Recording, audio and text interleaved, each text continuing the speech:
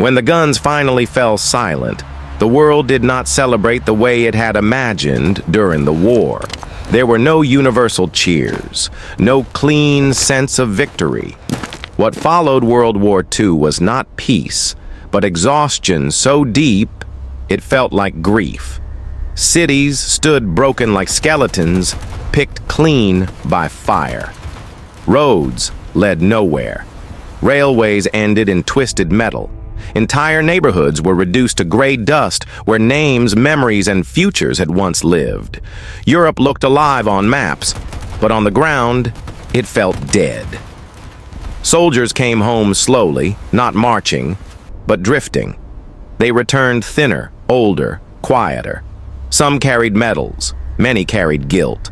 Most carried memories they could not explain to anyone who had not been there. Families reunited in silence, unsure how to speak to men who had survived hell but left parts of themselves behind. The war had ended, but it had not let go. In Germany, defeat was total. Cities like Dresden and Hamburg were moonscapes of ash. Millions wandered homeless through ruins that had once been streets. Hunger returned, colder and crueler than before. Mothers dug through rubble for anything that could burn. Children learned to recognize the sound of collapsing walls. A nation that once dreamed of dominance now struggled to survive another winter. And then came the reckoning. The world demanded answers. It demanded responsibility. In the city of Nuremberg, surviving leaders of the defeated regime were placed on trial before history itself. The courtroom was quiet, but the crimes spoken aloud shattered any illusion left standing. Films were shown, documents were read, witnesses testified. The scale of destruction, industrial, deliberate, systematic, was finally exposed. Some defendants denied everything, some blamed others, some stared into nothing, as if the truth was too heavy to look at directly. For the first time, the world tried to put evil on trial, to measure guilt in words instead of bombs. It was imperfect. It was incomplete. But it mattered. It sent a message that some acts were beyond politics, beyond victory, beyond excuses.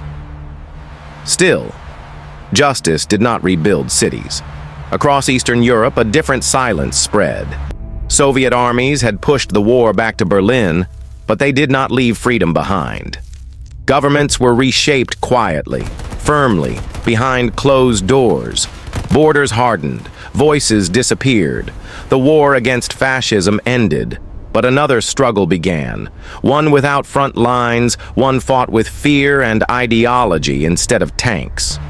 The Cold War was born not in speeches but in suspicion. Former allies watched each other carefully. Trust evaporated. Every action was interpreted as a threat. The world divided into camps not by geography alone, but by belief. Capitalism and communism stared at each other across ruins, still warm from war. Germany itself was split like a wound that refused to heal. In Berlin, a city already destroyed, walls went up not from rubble, but from fear. Families were divided by checkpoints. Streets ended abruptly in concrete. What had once been the heart of Europe became a symbol of division, a reminder that the war's consequences were not finished shaping lives. Elsewhere, survivors tried to rebuild what could be rebuilt.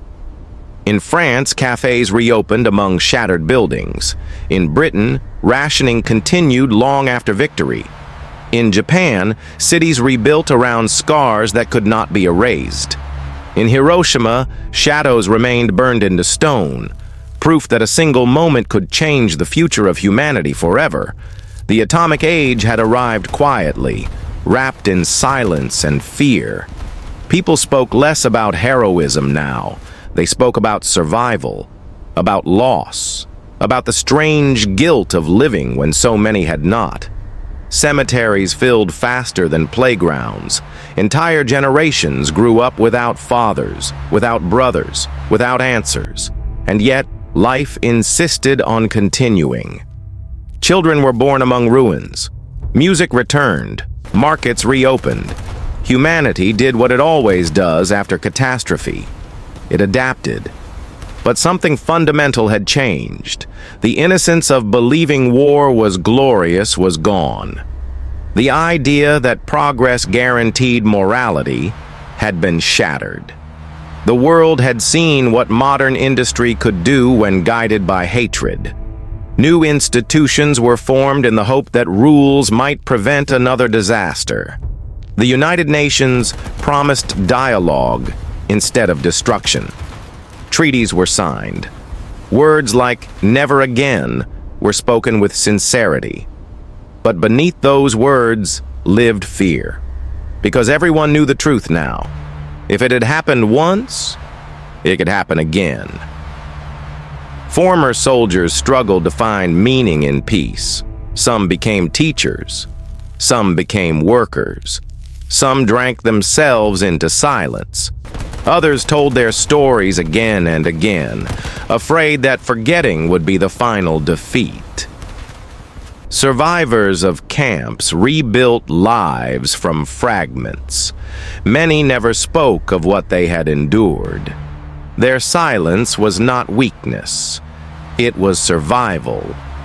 Trauma does not always scream.